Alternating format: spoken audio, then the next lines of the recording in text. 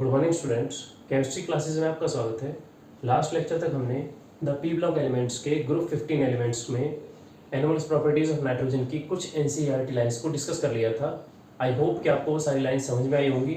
अब हम anomalous properties of nitrogen की बाकी बची हुई एनसीईआरटी लाइंस को इस लेक्चर में डिस्कस करेंगे। तो चलिए स्टार्ट करते हैं। However, the single nitrogen bond is weaker then single phosphorus bond. अब देखिए यहाँ पर लिखा हुआ है कि जो नाइट्रोजन सिंगल बॉन्ड नाइट्रोजन है ये वीक है किसके अपेक्षा? फॉस्फोरस सिंगल बॉन्ड की अपेक्षा। वैसे तो नाइट्रोजन के बीच में ट्रिपल बॉन्ड फॉर्मेशन होता है और फॉस्फोरस के बीच में सिंगल बॉन्ड फॉर्मेशन होता है।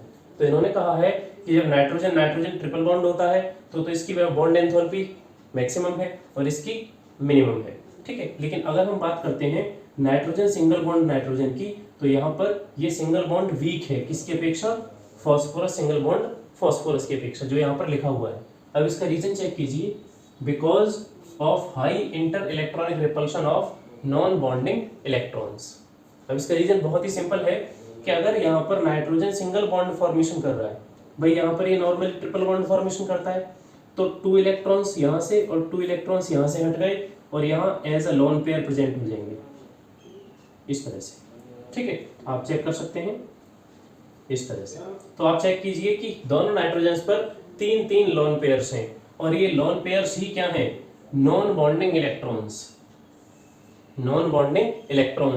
इनके बीच में क्या होता है? रिपल्शन होता है, जिसकी वजह से यहाँ पर नाइट्रोजन सिंगल बॉन्ड नाइट्रोजन का जो बॉन्ड है वो क्या हो जाता है? वीक हो जाता है और phosphorus single bond phosphorus strong हो जाता है। अब आप चेक कीजिए इसका दूसरा reason, owing to the small bond length. अब साइज नाइट्रोजन का स्मॉल होता है और फॉस्फोरस का साइज लार्ज होता है। यहाँ पर भी 3 लोन पेयर्स हैं और यहाँ पर भी 3 लोन पेयर्स हैं। भाई ये जो इंटर इलेक्ट्रॉनिक रिपल्शन है ये तो दोनों में सेम होना चाहिए, क्योंकि दोनों के पास 3 लोन पेयर्स हैं, बराबर मात्रा में क्या है? नॉन बॉन्डिंग इलेक्ट्रॉन्स हैं, बराबर है दोनों के पास। यहाँ पर भी 3 और 3 6, यहाँ पर भी 3 और 3 6। लेकिन जो दूसरा रीजन है वो क्या है? Owing to the small bond length.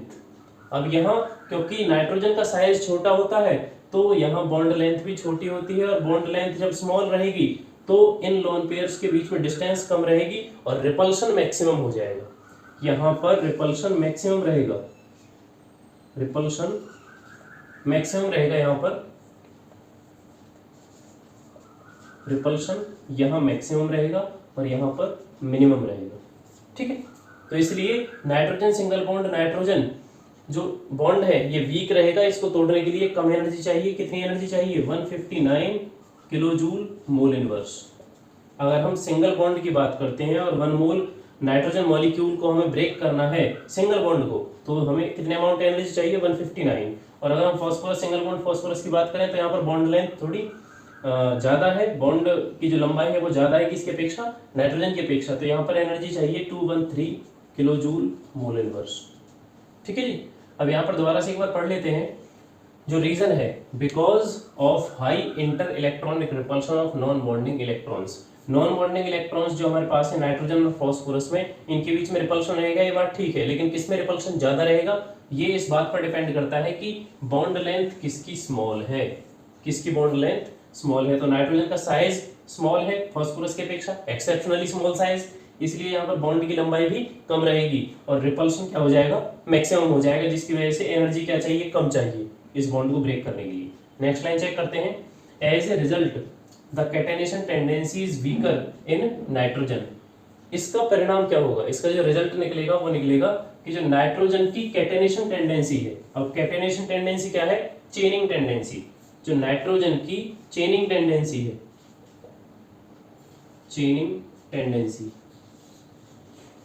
चेनिंग tendency मतलब नाइट्रोजन खुद के साथ कितने एटम्स ऐड कर सकता है।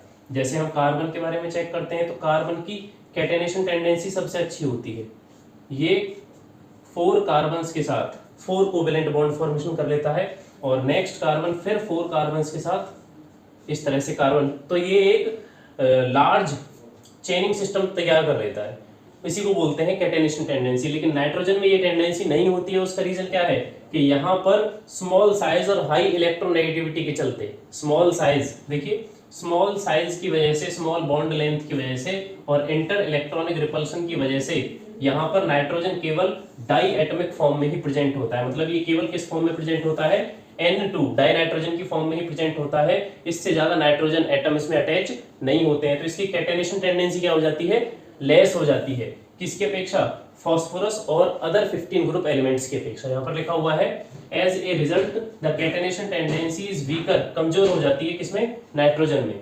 Another factor which affect the chemistry of nitrogen is the absence of d orbitals in its valence shell. अब ये हम जानते हैं कि नाइट्रोजन का इलेक्ट्रॉनिक कॉन्फ़िगरेशन है 1s2 2s2 2p3।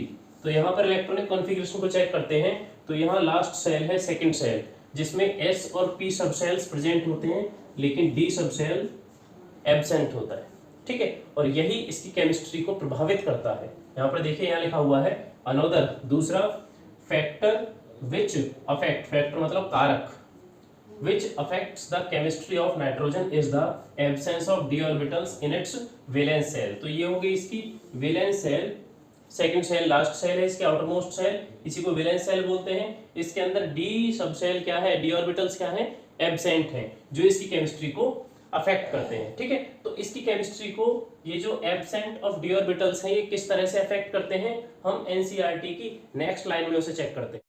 Next NCERT line है, besides restricting its covalency to 4, nitrogen cannot form d pi p pi bond as the heavier elements।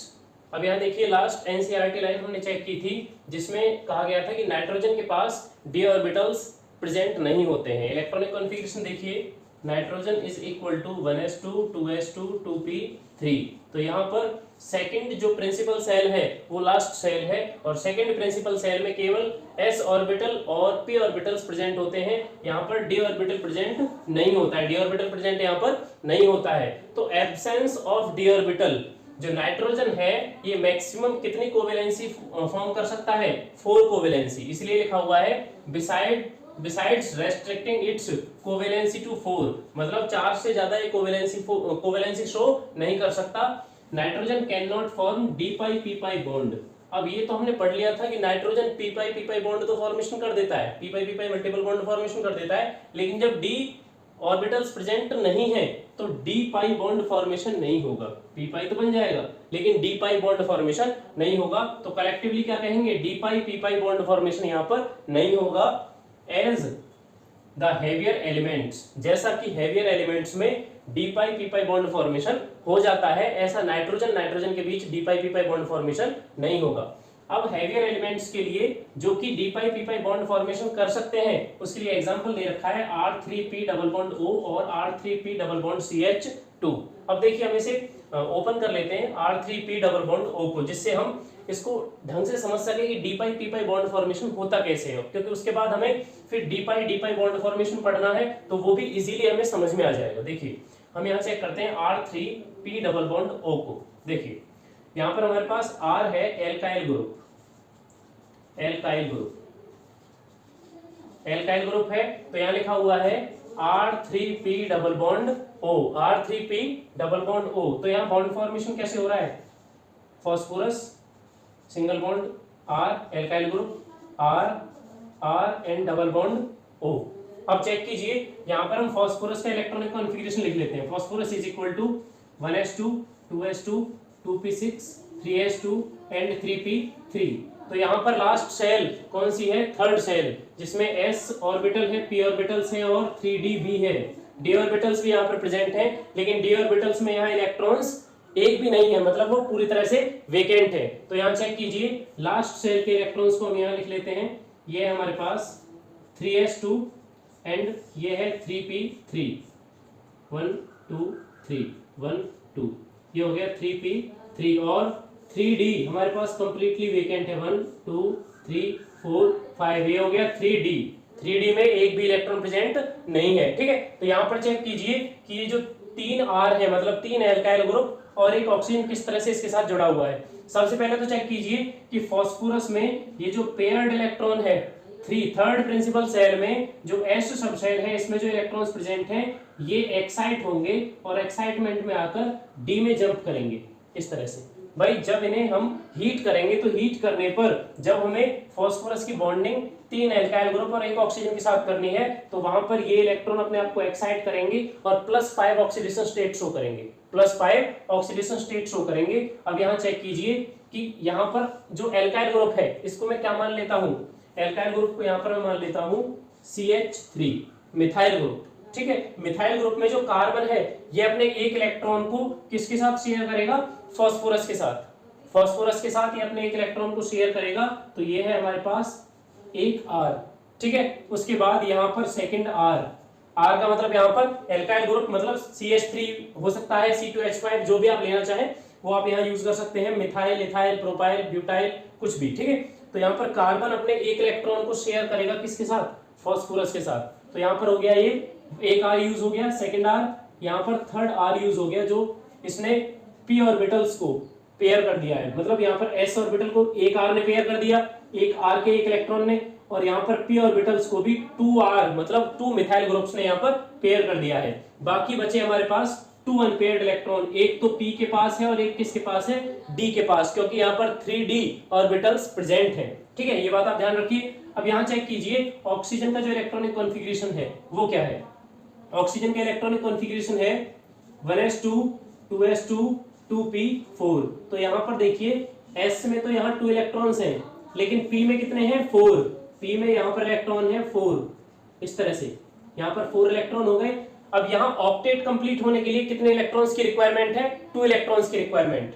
तो ये जो 2 अनपेयर्ड इलेक्ट्रॉन्स हैं ये फास्फोरस के इन 2 अनपेयर्ड इलेक्ट्रॉन्स के साथ क्या कर लेंगे, पार्टिसिपेट कर लेंगे, मतलब शेयरिंग कर लेंगे इस तरह से। तो ये एक ऑक्सीजन, ये रहा ऑक्सीजन का एक इलेक्ट्रॉन, ये रहा, और ऑक्सीजन का सेकंड इलेक्ट्रॉन यहाँ पर ये प्रेजेंट है। आप देखिए एक ही ऑक्सीजन है तो एक ही ऑक्सीजन ने ये बॉन्ड बना लिया है सिग्मा और ये बॉन्ड बन गया है पाई।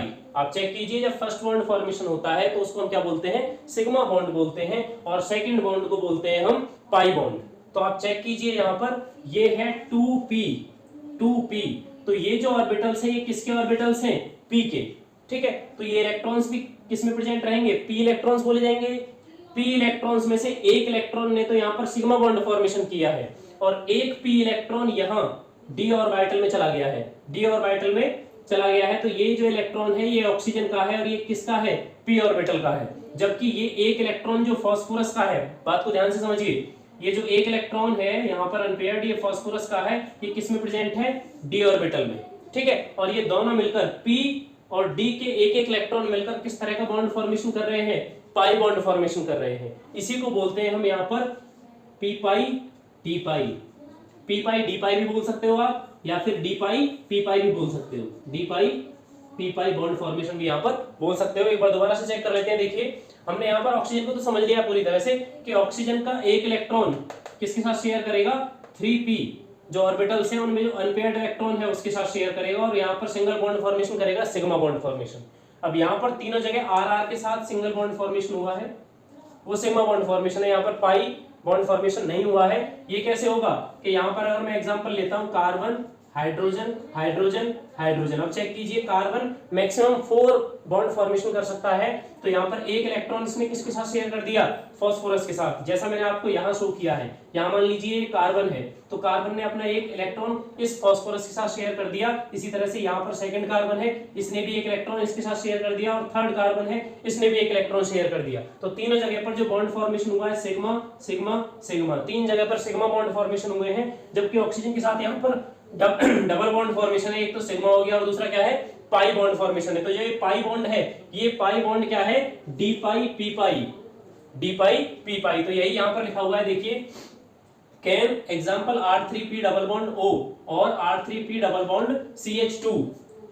यहाँ पर ये किस तरह के बॉन्ड फॉर्मेशन करेंगे, D pi P pi bond formation, जो मैंने आपको यहाँ से समझा दिया है। ठीक है, उसके बाद देखिए इसी तरह से हम एक स्ट्रक्चर बना सकते हैं R3p डबल बॉन्ड CH2 के लिए। आप खुद से समझिए, यहाँ पर अब कार्बन के साथ डबल बॉन्ड फॉर्मेशन हो रहा है और यहाँ पर जहां CH3 था वहां पर कितना आ गया है, CH2, मतलब एक हाइड्रोजन जो हमने यहाँ से एलिमिनेट किया है, उस हाइड्रोजन के लिए जो कार्बन के पास इलेक्ट्रॉन था वो उसने किसके साथ शेयरिंग में इन्वॉल्व कर दिया, फास्फोरस के साथ। और जब यहाँ पर एक सिग्मा हो गया और दूसरा पाई बॉन्ड हो गया तो ये पाई बॉन्ड किस तरह से डी पाई पी पाई हो जाएगा कि भाई फास्फोरस के पास जो इलेक्ट्रॉन है वो तो किसके अंदर है, डी के अंदर है, और कार्बन के पास जो इलेक्ट्रॉन है लास्ट सेल में वो किसके अंदर है, पी के अंदर है। जैसे कार्बन के इलेक्ट्रॉनिक कॉन्फ़िगरेशन है 1s2 2s2 एंड 2p2, तो यहाँ पर लास्ट सेल में केवल p में ही इलेक्ट्रॉन्स है और d यहाँ पर क्या है, एब्सेंट है। और जब d है ही नहीं तो यहाँ पर p ऑर्बिटल्स ही हैं जो मल्टीपल बॉन्ड फॉर्मेशन करेंगे। और किस तरह का बॉन्ड फॉर्म होगा, डी पाई पी पाई, क्योंकि जो इलेक्ट्रॉन यहाँ पर पाई बॉन्ड फॉर्म कर रहे हैं उनमें एक इलेक्ट्रॉन तो किसमें प्रेजेंट है, p ऑर्बिटल्स में, और एक इलेक्ट्रॉन किसमें प्रेजेंट है, d ऑर्बिटल्स में। ठीक है, तो यहाँ पर D pi P pi bond formation heavier elements में पॉसिबल है। उसके बाद चेक कीजिए, phosphorus and arsenic can form d pi bond also with transition metals when their compounds like pC2H5 whole thrice and AsC6H5 whole thrice act as ligands। अब देखिए p block elements में ना तो ligands की study की जाती है और ना ही ट्रांजिशन एलिमेंट्स की स्टडी की जाती है। ट्रांजिशन एलिमेंट्स क्या होते हैं, देखिए जिन एलिमेंट्स में लास्ट सेल इलेक्ट्रॉन्स में d ऑर्बिटल्स में अनपेयर्ड इलेक्ट्रॉन्स प्रेजेंट हो, आप ध्यान से समझिए। ट्रांजिशन मेटल्स क्या होते हैं, जिनका जो आउटर इलेक्ट्रॉनिक कॉन्फ़िगरेशन है उनमें d सब सेल के अंदर अनपेयर्ड इलेक्ट्रॉन्स प्रेजेंट हो, उनको हम बोल देते हैं ट्रांजिशन मेटल्स, जो कि हम d ब्लॉक एलिमेंट्स को पढ़ते हैं। ठीक है, और लिगेंड्स क्या होते हैं, यहाँ पर लिगेंड्स हमारे पास इलेक्ट्रॉन डोनर स्पीसीज होती हैं। लिगेंड्स और ट्रांजिशन मेटल्स की स्टडी हम डी ब्लॉक एलिमेंट्स में और कोऑर्डिनेशन कंपाउंड्स में, मतलब पी ब्लॉक एलिमेंट्स के अगले वाली unit D and F block elements and उससे अगली वाली यूनिट कोऑर्डिनेशन कंपाउंड्स में स्टडी करते हैं। ठीक है, तो हम इसे वहां से भी डिस्कस करेंगे, लेकिन जैसे आपको यहाँ D pi P pi bond formation समझ में आया है, बिल्कुल इसी तरह से डी पाई बॉन्ड फॉर्मेशन भी यहाँ पर होता है। ठीक है, तो इस तरह से हमने एनोमलस प्रॉपर्टीज ऑफ नाइट्रोजन को यहाँ कंप्लीट डिस्कस कर लिया है, क्योंकि ये लास्ट लाइन है किसके लिए, एनोमलस प्रॉपर्टीज ऑफ नाइट्रोजन के लिए। यहाँ पर एनोमलस बिहेवियर चेक कर लीजिए कि नाइट्रोजन जो फॉर्म करता है वो केवल कौन सा बॉन्ड होता है, जो कोवेलेंसी 4 है तो वहां पर केवल पी पाई बॉन्ड फॉर्मेशन करता है। तो ये तो हो गया नाइट्रोजन की प्रॉपर्टी के लिए, नाइट्रोजन ये प्रॉपर्टी शो करता है, केवल पी पाई मल्टीपल बॉन्ड फॉर्मेशन करता है। हेवियर एलिमेंट्स पी पाई मल्टीपल बॉन्ड फॉर्मेशन नहीं करते हैं, वो कौन से बॉन्ड फॉर्मेशन करते हैं, डी पाई पी पाई और डी पाई बॉन्ड फॉर्मेशन। इसीलिए नाइट्रोजन का जो बिहेवियर होता है उसको हम एनोमलस बिहेवियर बोलते हैं, एनोमलस प्रॉपर्टी बोलते हैं, क्योंकि एनोमलस का मीनिंग होता है विरोधी या विरोधाभास। नाइट्रोजन बिल्कुल अपने ग्रुप से बिल्कुल डिफरेंट बिहेवियर शो करता है, अपने ग्रुप में जो एलिमेंट्स प्रेजेंट हैं फास्फोरस टू बिस्मथ उनसे बिल्कुल डिफरेंट बिहेवियर शो करता है। उन्हीं सारी प्रॉपर्टीज को हमने इस लेक्चर में डिस्कस किया है। आई होप कि आपको एनोमलस प्रॉपर्टीज ऑफ नाइट्रोजन का ये टोटल टॉपिक अच्छी तरह से समझ में आया होगा। अगर इसमें कोई डाउट है तो आप कमेंट सेक्शन में पूछ सकते हैं।